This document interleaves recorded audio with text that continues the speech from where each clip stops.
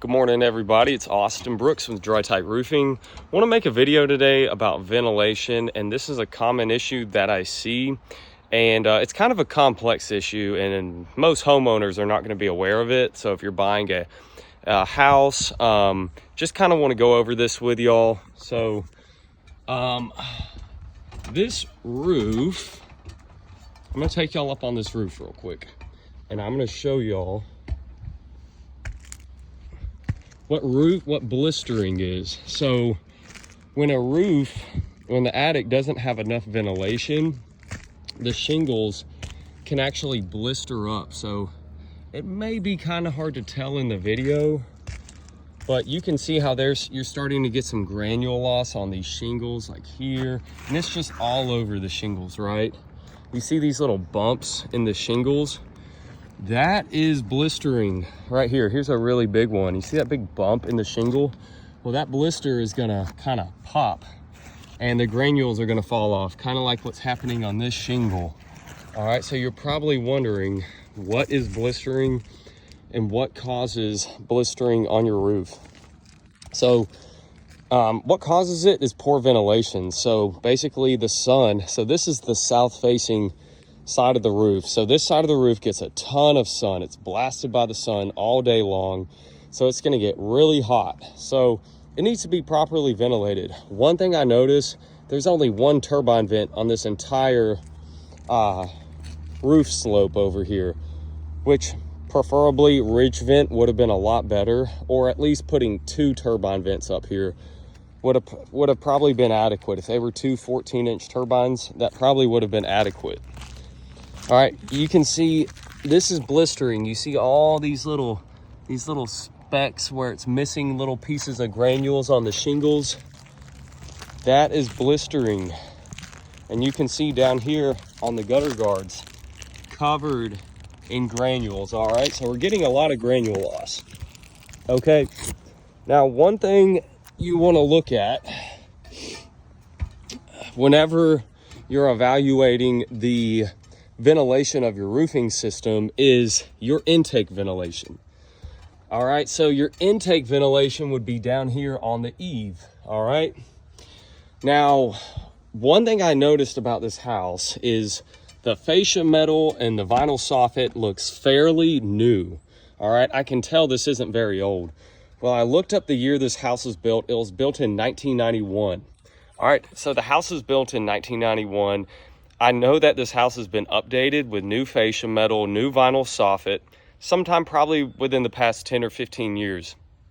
All right, so with that being said, I know that when they originally built this house, this vinyl soffit wasn't here. Back in the early 90s, hey, shout out 1992, that's when I was born. Back in the early 90s, they didn't really use a lot of this vinyl soffit. I mean, they did sometimes, but a lot of houses had a wood soffit, all right? So I can guarantee this house most likely had a wood soffit, and then when they wanted to update this house, they did new fascia metal, new gutters, gutter guards, and new vinyl soffit, okay? So now that I'm looking at this, one problem I see is I see one piece of perforated soffit, and then I see two, three, and then another piece of perforated. Preferably, when you're installing vinyl soffit on your house, you want all of this you want the entire eave to be perforated, because that's going to allow more airflow up into the roof, all right? So that's kind of one thing they did wrong. Now, another thing, and I've seen this on many houses. So when they had the wood soffit, the way wood soffits are ventilated is what they'll do is they'll cut out a rectangle and they'll put these little vents over it. All right, well, the problem with those vents is they can get clogged up over time, and they do with dust, mainly just dust, because they have this little screen on the back of the vent. Well, it's gonna get clogged up with dust, and after, 30 something years, from 91 since they installed them, I guarantee you they're clogged up. All right, so, and then when I press on this vinyl soffit, I'm hitting something. All right, so that tells me I'm hitting the old wood soffit that's back behind here. And I guarantee you the way this was constructed in the past was there was a little cutout for a wood soffit right here. And so when they installed the new vinyl soffit, they put this on top of it. They put this vinyl soffit on top of it. And I guarantee you, if I remove this vinyl soffit, up underneath is going to be an old vent that's clogged up. So here's the problem. All right, I know this has been a lot of information for y'all to take in. I hope I'm being very clear with what I'm saying. I hope y'all can understand what I'm trying to explain. But basically, this is clogged up. We're not getting any airflow on the eave. And so if we're not getting any airflow from the eaves, you're not going to be able to get much airflow from the exhaust. Look at this vent right here, barely even moving. The sun is out, y'all. All right, this roof is starting to warm up. That vent should be turning, it should be spinning pretty quick. All right, so a lot of people would look at this house, some roofers would look at this house and say, oh, yep, it's got ventilation here, it's got ventilation up here, we're good. But it's actually a lot more of a complex problem.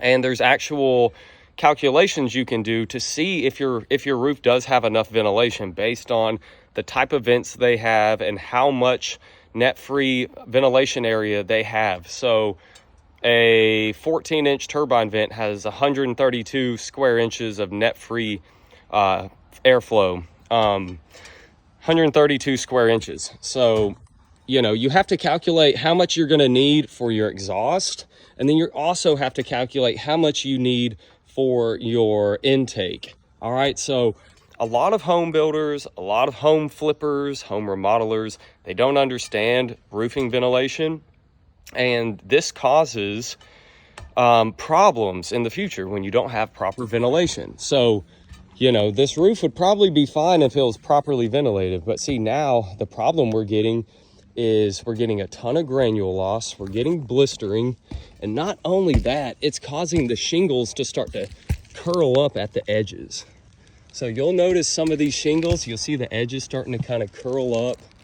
Some of them, oh, another thing you're seeing, you see the plywood is starting to buckle. That's from all the heat that's building up in this attic.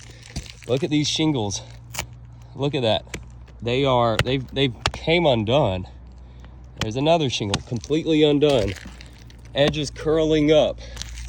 You can see a lot of granules falling off these shingles. That is blistering. This all could have been avoided if the roof was properly installed. They had enough ventilation, and then if on the eaves, if they had properly installed the vinyl soffit. So what they should have done is removed those old vents, and they probably should have actually cut out some more holes on that vinyl soffit to allow more airflow, but you know, that just didn't happen. So this is why you want to hire a contractor like Dry Tight Roofing, because these are things that we check out on every roof that we get on. We want to make sure it has proper ventilation before we replace your roof, because if it doesn't, then you're going to have a lot of problems on your new roof. So if these problems can get taken care of before we put the new roof on, the roof is going to last much longer. You're going to have way less problems with your roof in the future. And also your attic is going to be a lot cooler in the summertime, so it's going to save you money. But yeah, you can also see where the plywood over here is buckling up from the roof. That's another sign that you have poor ventilation, or maybe it just wasn't nailed that well right here on this piece. Yeah, just wanted to make this video today. I would say ventilation is one of the most overlooked things on your roofing system. A lot of roofing contractors, they don't properly evaluate it, and it causes a lot of problems in the future. And not only roofing contractors, but siding contractors who are doing fascia metal and vinyl soffit. It's constantly overlooked. A lot of siding contractors don't understand roofing ventilation. So call a contractor who does. Dry Tight Roofing. We evaluate all of this and we'll get you fixed up. And this is actually something that can be fixed. So the way we would fix this is ridge vent across the top would be the best means of ventilation. They have a long ridge going across the top. So ridge vent would probably be fine. And then what we would need to do on all these eaves is take off, what we would do is, like, let's say take off these two pieces right here, and then cut open the, like basically a big hole on the wood soffit. Remove that old vent, cut it open. That way you'll have a big hole right here, and then install new vinyl soffit. Now, preferably what I would really prefer to do is just take it all off on the eaves. And if y'all are wondering what I'm referring to when I say an eave, this is an eave. All right, so basically where the gutters are, that's where it needs to be ventilated. Over here, this is called a rake edge. All right, so that does not need to be ventilated. Only the eaves. So the eaves are basically, you can think that they're level, and then the rake edges are at an angle. All right, so this does not need to be ventilated, but this does. So roofing ventilation 101. I hope that, you know, homeowners out there can watch this and better understand their roofing system. So that's all I got for y'all today. Hope y'all have a great day. God bless you. Bye.